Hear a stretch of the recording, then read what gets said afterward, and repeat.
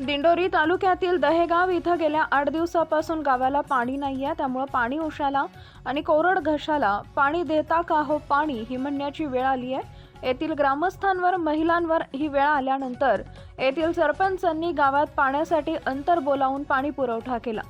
हाकेच्या अंतरावर धरण असूनही येथील महिलांनी गावाला 8 दिवसांपासून पाणी नाही, गावाला पाणी द्या अशी मागणी केली होती।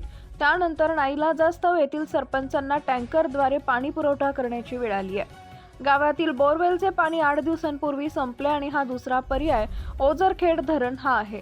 परंतु जिथं पाणी पुरवठा योजना आहे ती संपूर्ण पाण्यात आहे। शासनाच्या संबंधित अधिकाऱ्यांचे आभार मानले जाईल ते असे जेव्हा एक रोटेशन जाईल तेव्हा धरणाची ती योजना सुरू होते आणि धरणाचं शेवटचं रोटेशन जाईल तेव्हा ती योजना परत कोरडी पडते। अशी सध्या परिस्थिती या देहेगावची झाली आहे।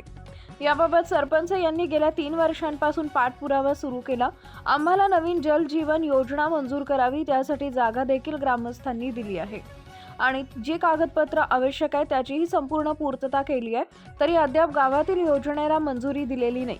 याबाबत शासनाने सत्य परिस्थिती जाणून घेऊन उपाययोजना करून लवकरात लवकर योजनेला मंजुरी देऊन निधी उपलब्ध करून द्यावा अशी मागणी सरपंच अजित कड यांनी केली आहे।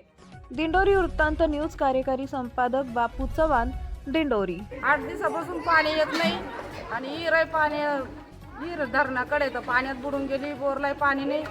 सरपंच म्हणत का आता महिनाभर तुम्हाला टँकरनंच पाणी